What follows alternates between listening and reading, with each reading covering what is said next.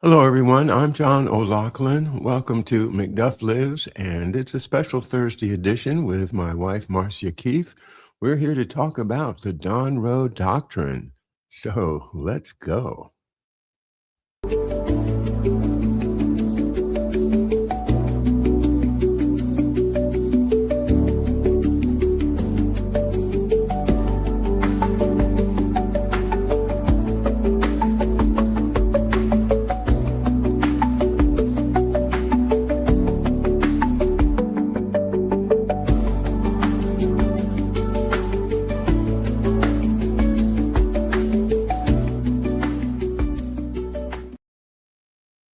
And we're back. It's Marcia and John. Hi, Marcia. Hi, John. Hi, everybody. Thanks for joining us.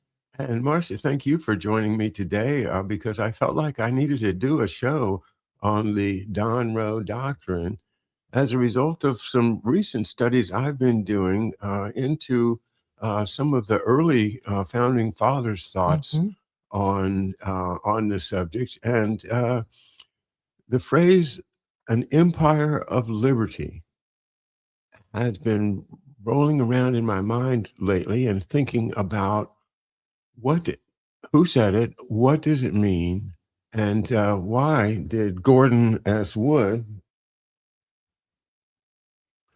give that title to his great opus, Empire of Liberty, a history of the early republic, 1789 to 1815.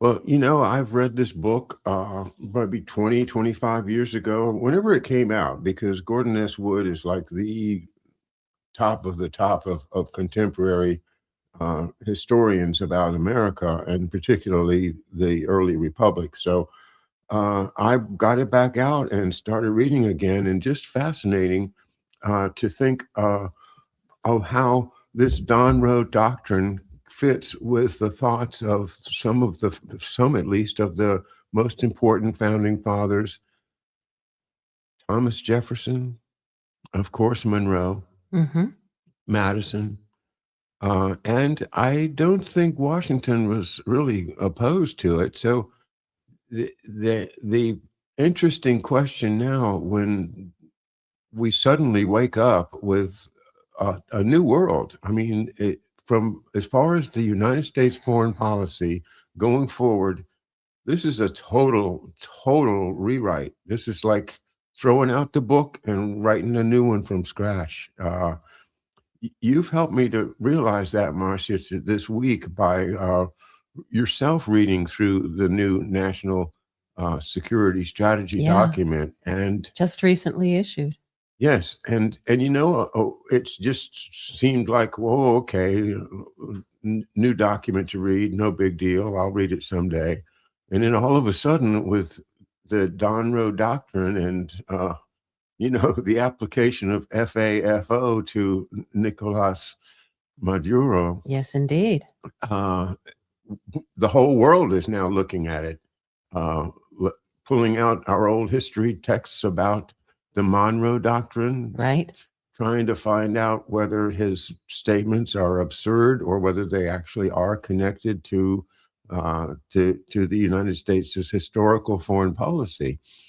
So a lot of people are throwing their hands up and saying, he's just off his rocker. He's stuck his neck out too far now. He's invaded a sovereign nation without UN permission, without, it's King Donald now, and woe unto the U.S. until we get rid of this guy. And so many commentators, even those on the Republican side, are just appalled that he has done this.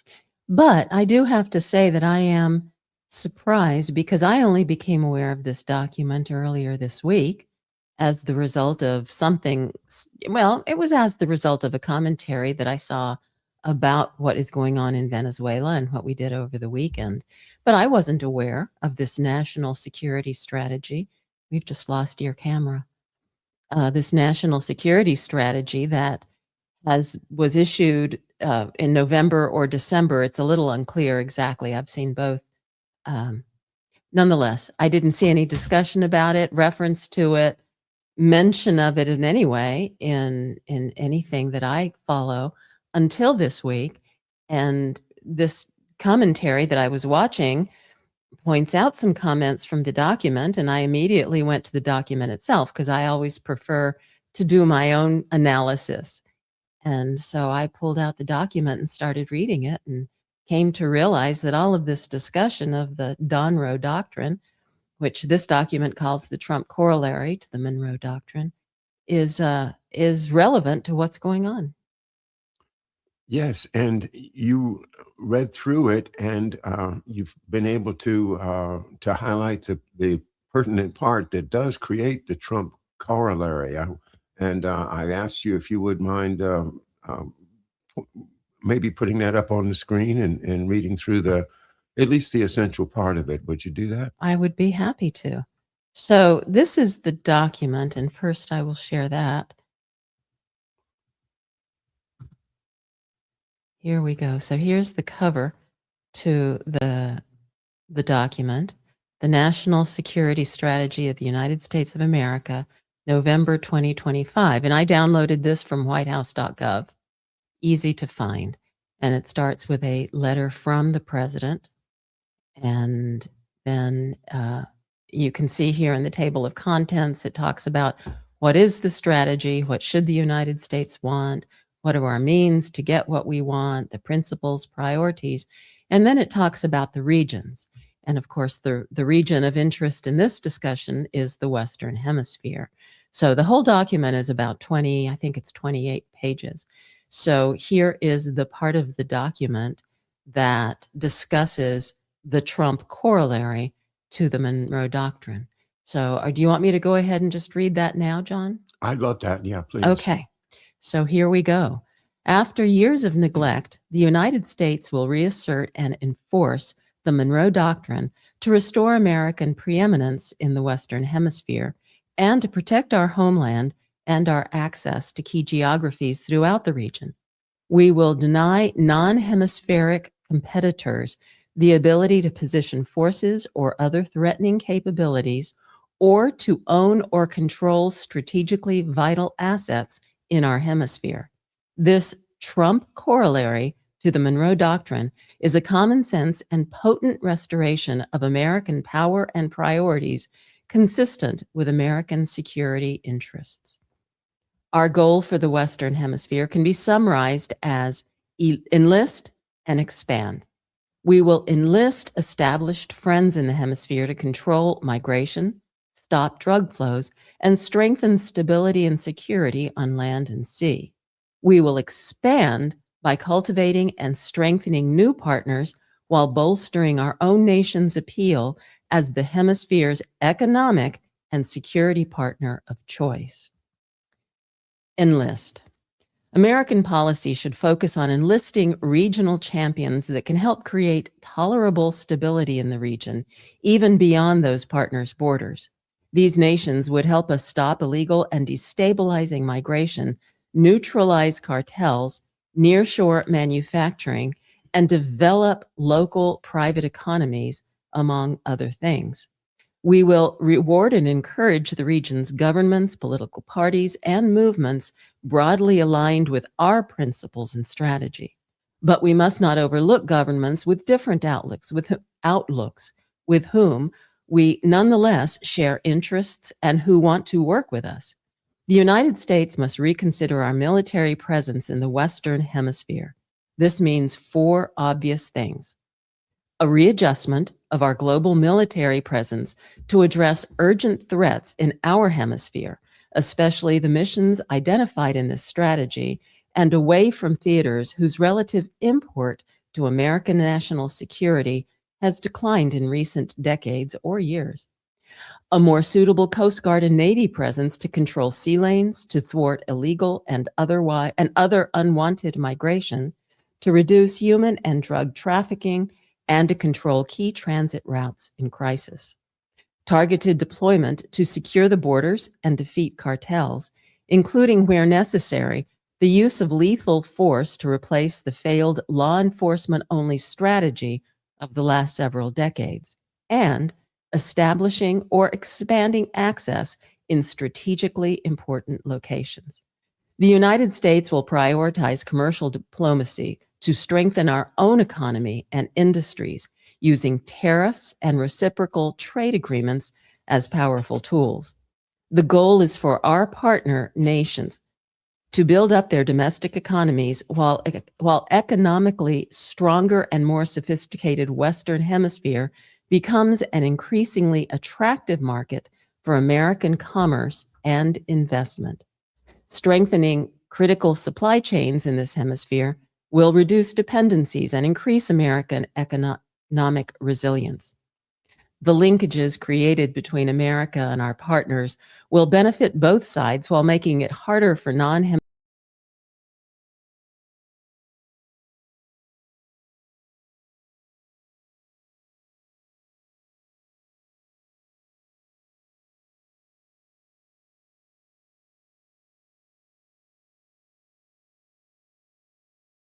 we deepen our partnerships with countries with whom America presently has strong relations, we must look to expand our network in the region. We want other nations to see us as their partner. Hold on, sorry, we've got a note from Corky that something is muted.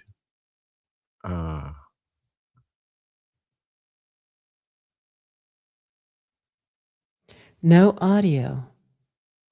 Look at your little mute button in your icon. Well, my icon says I'm muted, right? Yes, well, it's supposed to. Oh.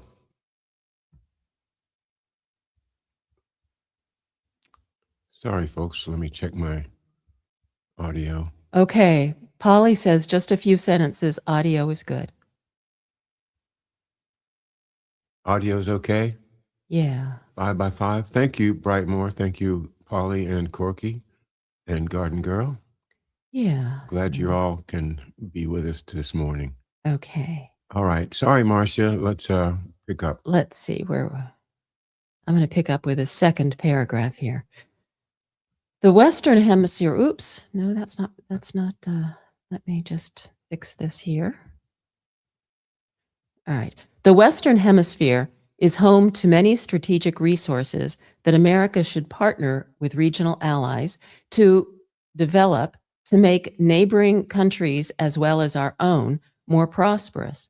The National Security Council will immediately begin a robust interagency process to task agencies supported by our intelligence community's analytical arm to identify strategic points and resources in the Western Hemisphere with a view to their protection and joint development with regional partners.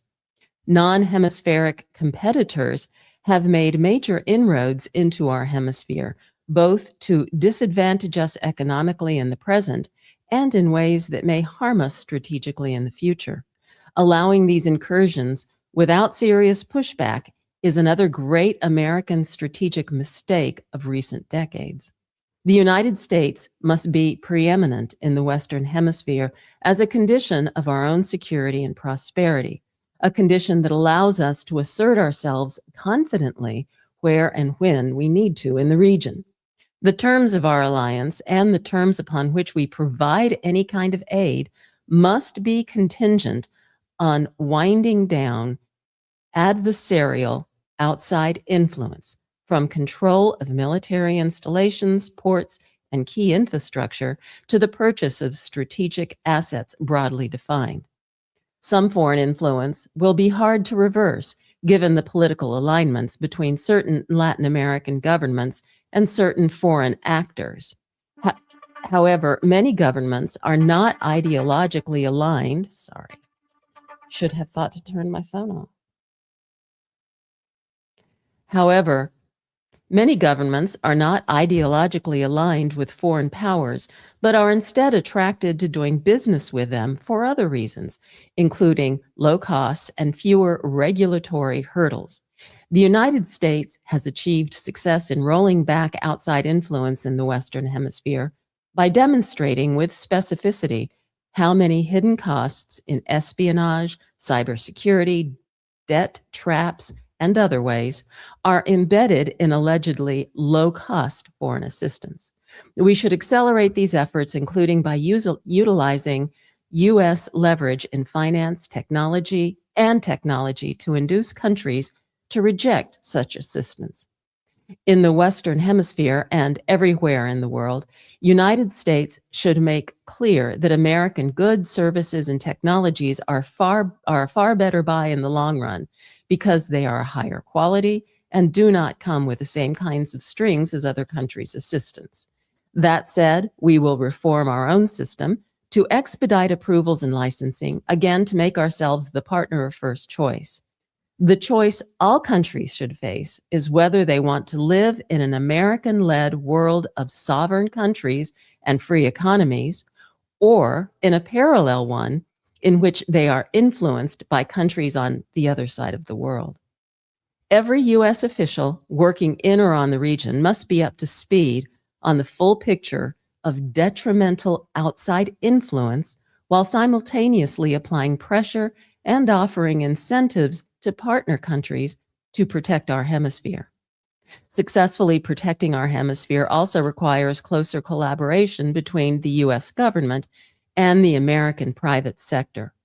All our embassies must be aware of major business opportunities in their country, especially major government contracts.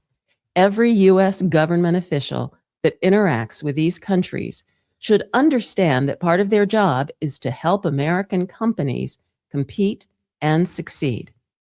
The U.S. government will identify strategic acquisition and investment opportunities for American companies in the region and present these opportunities for assessment by every U.S. government financing program, including, but not limited to those within the Department of State, War and Energy, the Small Business Administration, the International Development Finance Corporation, the Export-Import Bank, and the Millennium Challenge Corporation.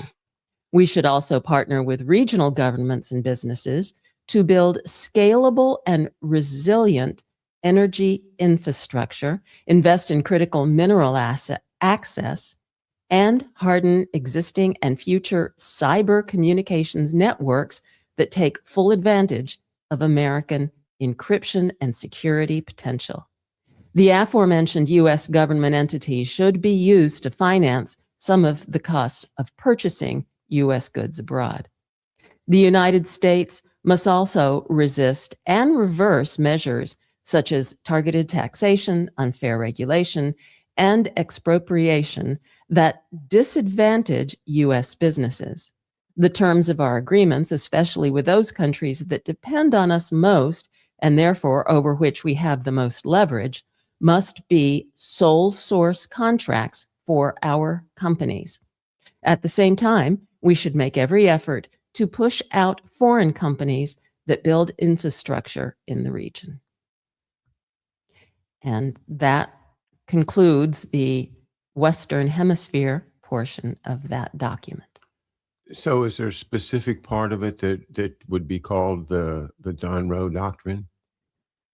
Well, let's go back to it for a second.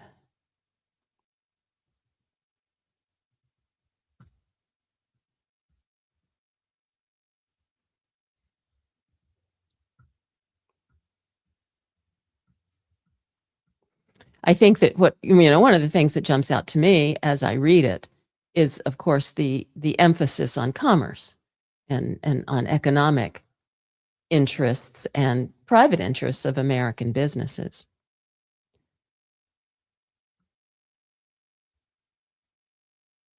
I think it's this in this first paragraph. So it's a turn entirely to the Western Hemisphere, and the document is kind of a goodbye to Europe, dear Europe letter. Well, the document does address other regions. It addresses Europe, it addresses Asia, the Middle East, Africa, but I think it states here that the priority is the Western Hemisphere, especially early on where it says we're going to realign our military presence to focus on the Western Hemisphere. Before the show, you pointed out to me a reference to a statement by from the Declaration of Independence offered in support of this dominance that we are asserting over the Western Hemisphere. So that if there are roots of this doctrine in the Declaration of Independence itself, then how can it be entirely wrong? Well, let me read that paragraph. Predisposition to non-intervention. In the Declaration of Independence, America's founders laid down a clear preference for non-interventionism in the affairs of other nations and made clear the basis. Just as all human beings possess God-given equal natural rights, all nations are entitled by, excuse me, the laws of nature and nature's God to a separate and equal station with respect to one another. For a country whose interests are as numerous and diverse as ours, rigid adherence to non-interventionism is not possible. Rigid adherence to non-interventionism is not possible. And then it says, yet this predisposition should set a high bar for what constitutes a justified intervention. But yes, this document makes it very clear that non-intervention is not possible. It's not possible. 1776, 250 years ago, July the 4th, 1776, we declared our independence from Great Britain. And part of what we said was, hey, we understand the laws of sovereignty. We respect them. However, in our hemisphere, if you guys come over here from Europe or Great Britain and start setting up threatening empires, we are going to reserve the right to oppose it, and we will oppose it. And that is the sentiment that existed long before the Constitution and long before 1823, when Monroe Doctrine was written. And, you know, by the way, we had a great discussion about this with Harley Schlanger at this past Tuesday, if you want to go back and watch that, and how John Quincy Adams was the actual author of the Monroe Doctrine, which is, I think, very significant in and of itself, as we can't look at it as just a justification for grabbing other countries' stuff.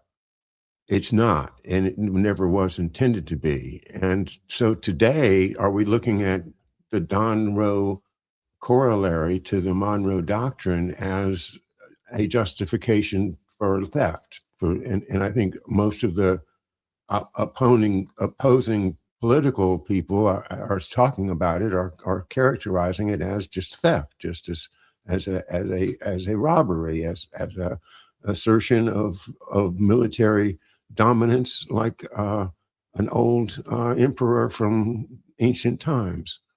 And so I think we have to look at it in terms of actual U.S. history and actual U.S.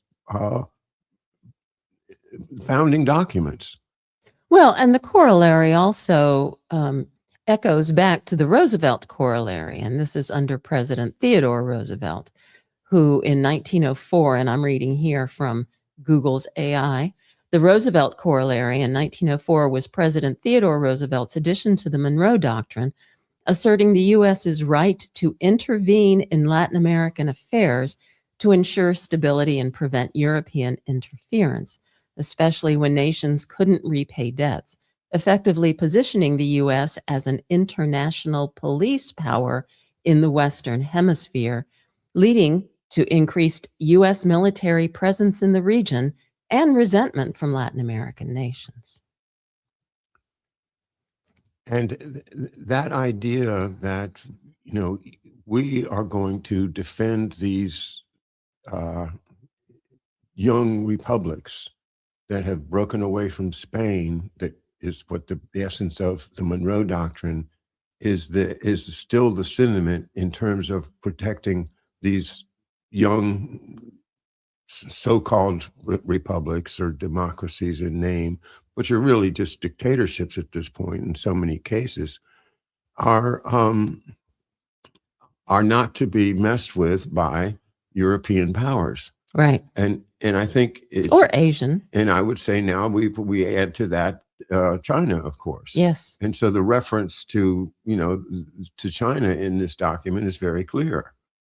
And Trump is asserting on behalf of the United States, hey, we are feeling threatened and we don't like it. And so we're going to assert our hemispheric dominance, as we said we were going to do all along. Mm-hmm. The other part of it that I like is that Trump has said, and somewhere in there or else in a statement, that the goal is to have democracy throughout the Western Hemisphere. And let's assume for the sake of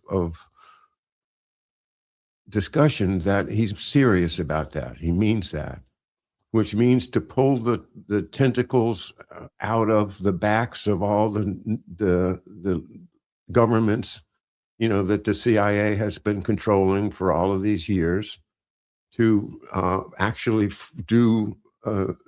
allow protect the infant republics that can grow out of the deposing of dictators, and at the same time getting rid of their dependence on foreign capital by building internal businesses.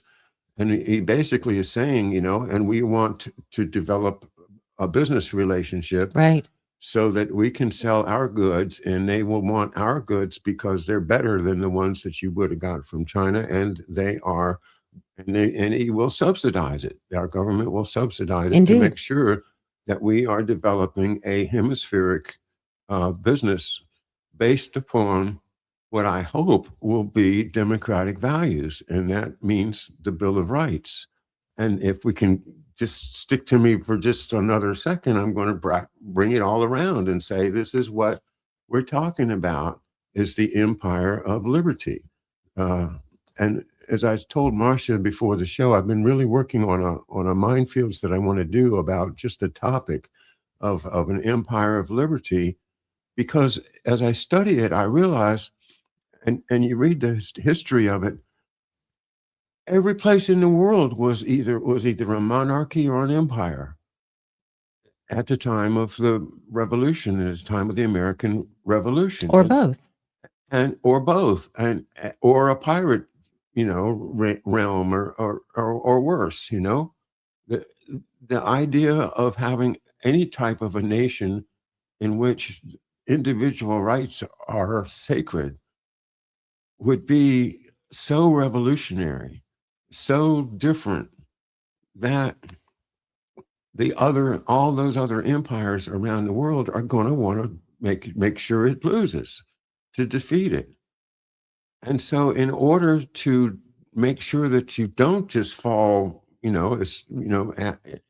without having some type of boundaries and defense and a military and a navy to defend it, then you're not going to have anything. So what you have to do is kind of be an empire yourself, but instead of dedicated to enriching the oligarchs behind the throne, it's dedicated to developing and increasing the happiness of the people of the country. That old American ideal that comes from the founding fathers can speak through this Donroe Doctrine, if people are willing to let it sit that way. I'm a little unclear what you're saying, because it seems to me that the Donroe Doctrine is very focused on commerce and trade and business opportunities, and not really about liberty and happiness. Correct. Okay. Yes, but liberty and happiness are what our founding fathers and our documents guarantee to us. And so we want them to be, to want to be like us. That's all. We want them. Who is them? The people in the countries of the These hemisphere, other countries in the the other hemisphere. countries in the hemisphere I to see. be participating in our commerce, but not. See, this is where hopefully people will be able to be free, to feel free again, if they can get these. Well, I don't know. I'm stuck on things like what do we do with the World Bank? You know, what are we going to do with all of these big institutions that have their claws in the economies of these countries and are using them Right. to withdraw the money and, you know, to benefit the oligarchs? That I think is part of what some people on the Trump side are saying is really going on, that he's really taking on the oligarchs that have exploited these countries for so long. Or is he, just to be devil's advocate here, is he supporting them? Because by going into these countries and exploiting their natural resources, then the behavior is no different than some of the other colonial activities that have gone on around the world. Right. And so that of course is the criticism, and that, well, he's just enabling more colonialism. But that's not what it says in the document. What it says in the document is that he wants to help them, mutually help them develop their own internal economies. And that was Kennedy's idea, to help people, to help countries around the world to develop their own internal economies. And the reason that it couldn't happen then, and probably can't happen now, is because of the worldwide competition for resources. Well, let's look at the current day activity that is the first example of this, and that is Venezuela. And the fact that Donald Trump is saying that we are going to take their oil. Now, he is saying that everybody's going to prosper from this, that the people of Venezuela are going to have a better country, a better economy, that the American oil companies are going to get their oil back because it was their oil to begin with, even though it's in Venezuela. So there is that element of extracting natural resources that I think is starting to play out. But exactly how that benefits everybody is still to be determined. Exactly whether or not it benefits everybody is still to be determined, because we just have to see, is it going to, you know, are we going to be able to rebuild that oil infrastructure and pay for it with oil profits, or pay for it in a way that doesn't tax the American taxpayer? So it's starting to play out, but it's not just about allowing them to build their economies. It's allowing us to, I don't want to use the word exploit, but I guess maybe that is the right word, to exploit their resources. If we don't do it, China will. Right. You know, or Russia will, because it takes a great power to be able to finance and to do the engineering and the logistics and to make these things happen. So that, I think, is the essence of it, is that Trump has made a decision as the president of the United States that the Monroe Doctrine has been violated, or if it hasn't been, then he's going to add a corollary on it to make sure that it's clear. I think the main distinction, if you go back to the Monroe Doctrine, is that is about preventing foreign powers from setting up a government or to own land in the Western Hemisphere, Right. other than as already owned as of 1823, right? But to support the idea that each of those new countries, including Venezuela, was able to have its own government and make its own decisions without having a Spain or Britain or anybody else come in and take over, which is so easy for them with all the money to finance taking over the economy. That is economic warfare, that has been going on a long, long time. So if we have already made this commitment as far as not letting them take over the country, he's extending it to the threat that's posed by the economic exploitation of the assets of that country by the foreign country, by the foreign power. I don't think it's that big of an addition to what already existed with Monroe Doctrine, and that's why I say, it's not impossible that he really is acting in the interest of the United States as understood from its beginning. Well, I think he's also laying the groundwork for other efforts. I mean, certainly Venezuelan oil and also stabilizing that country politically and economically are priorities.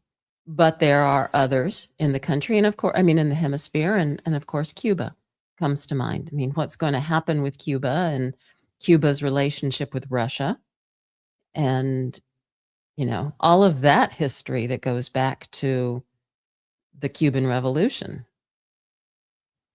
Yeah, and back to the Spanish-American War. Yeah, exactly. Which was our empire building. Right. Right. This is consistent with what I'm trying to say about the necessary empire, because everybody else has an empire. If we don't have an empire ourselves, then we're going to get eaten up and taken over by economic domination as well as empire or be empired. Yeah. And that was the thinking in the late 19th century, when Britain had this huge empire, France had empire, Germany was scrambling to get an empire and was all over the world, China, Africa, Indonesia, all over the world. And Portugal, of course, with the original great empire, all of Spain, all of these empires had taken up most of the available world, and the United States was like, okay, we got to be an empire too. So we're going to be an empire. We're going to take Hawaii. We're going to take the Philippines, and we're going to start into China, which is, that's where we ran into the other side of the world already there.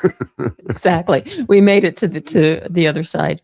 But now with it's not just the oil, there's a lot of minerals and things in the mountains there. And the idea of China building itself a maybe not so secret military presence there as a threat to the United States, it sounds to me a lot like the Cuban Missile Crisis, if you really want to think it through. So yeah, that's a good point. So it is a serious threat that, if we honestly don't trust China and we let them build enough of an infrastructure there and, insinuate itself there in some way that they could, create a real threat. That's the whole point of the Monroe Doctrine, is to not let a foreign power create anything that would threaten the existence of the United States. And the justification for it, again, is the Empire of Liberty. And I really want to read this. Can I read this to you? Of course. All right. This is Wikipedia, okay? And I didn't know Wikipedia would have an entry on Empire of Liberty, but I Googled it, and here it is. Wow. The Empire of Liberty is a theme developed first by Thomas Jefferson to identify what he considered the responsibility of the United States to spread freedom across the world. Jefferson saw the mission of the U.S. in terms of setting an example, expansion into Western North America, and by intervention abroad. Major exponents of this theme have been James Monroe,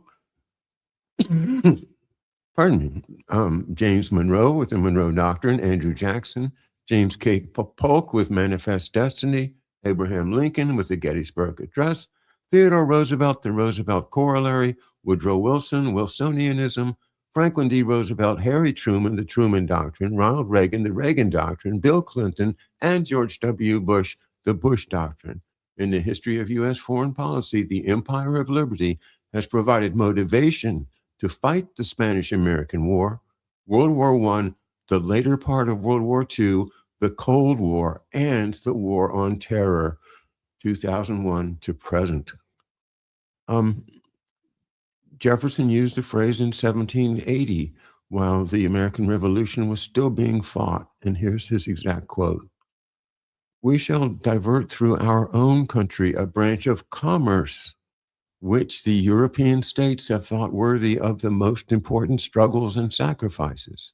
And in the event of peace, brackets ending the revolution, we shall form to the American Union a barrier against the dangerous extension of the British province of Canada, and add to the Empire of Liberty an extensive and fertile country, thereby converting dangerous enemies into valuable friends."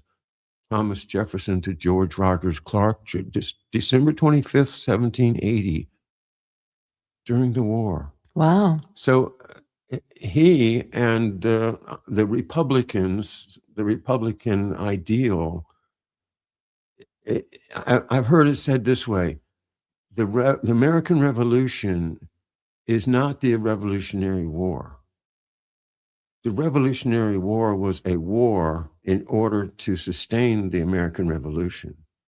The American Revolution is the adoption of a Republican form of government in which we all work together to have a successful society, including the economy, of course, preservation of individual rights, and all the things that the Declaration of Independence wants us to have.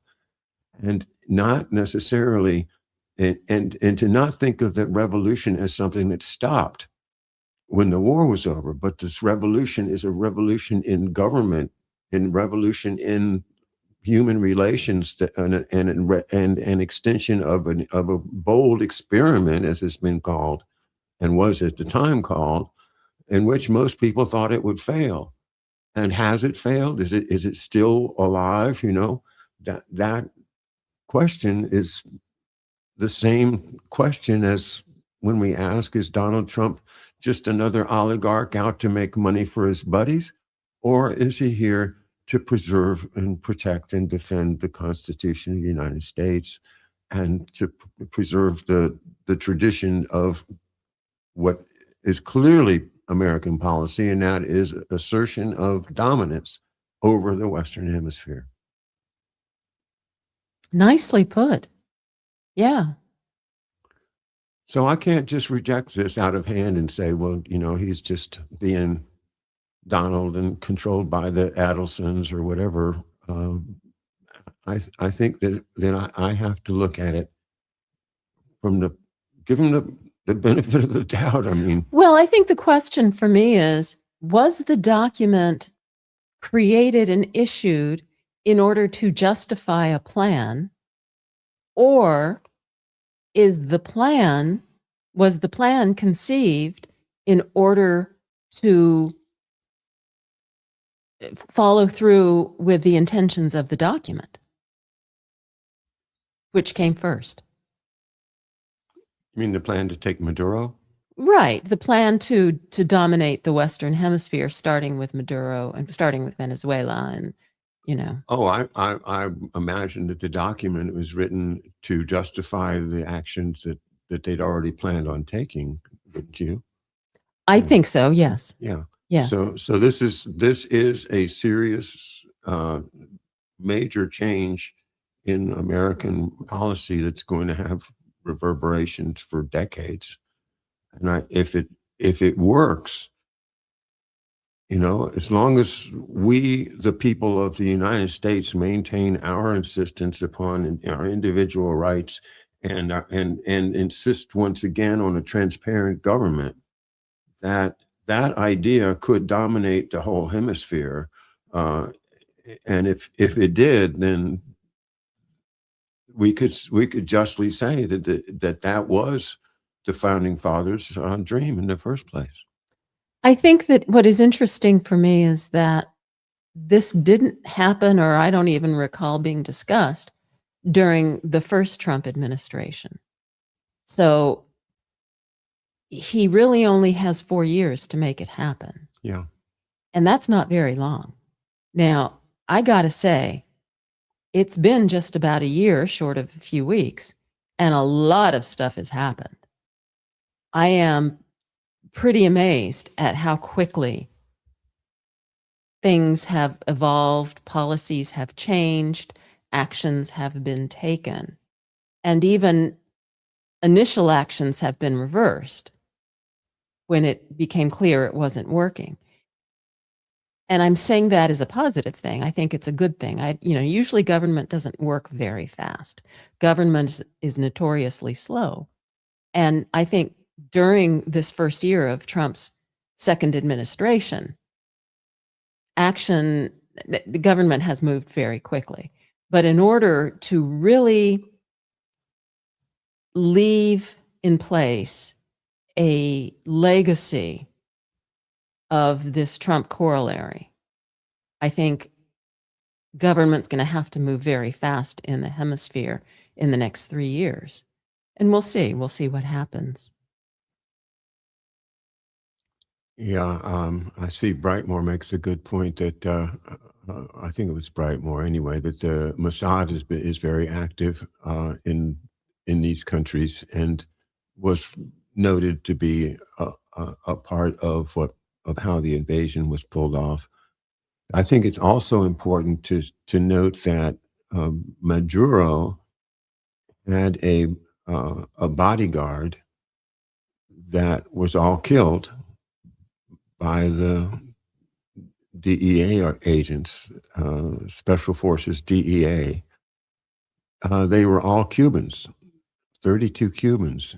And, people have commented that, well, yeah, a lot of the leaders of Latin America have Cuban bodyguards. Well, that is kind of creepy when you think, okay, Cuba's still, communist, right? Cuba's still attached to the Russians and or the Soviet Russians or the Reds. Let's just call them the Reds. Okay. and yet they've got the bodyguard. This is like the Praetorian Guard. To make sure that you don't screw up, and it that in itself makes me kind of glad that we're getting rid of this Maduro government if it's so obvious that it's subverted to the use of Cuba or a foreign power. Right. Yeah. We talk about China, we talk about Europe, but getting Russia out of the Western Hemisphere makes me more comfortable. Mm-hmm.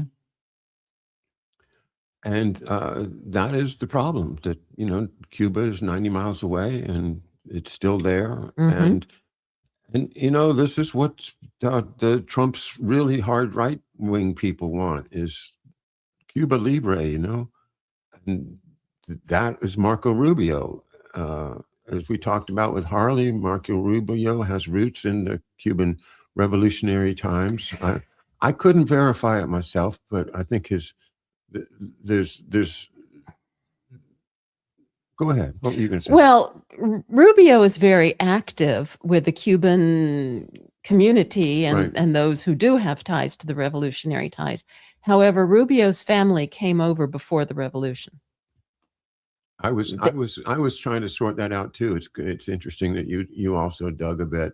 So it's who knows, maybe how can it be that he grew up in a family that was part of it, but or part of the drug dealing. That was the other part. Was is it alleged that his paternal grandfather was importing cocaine to the United States.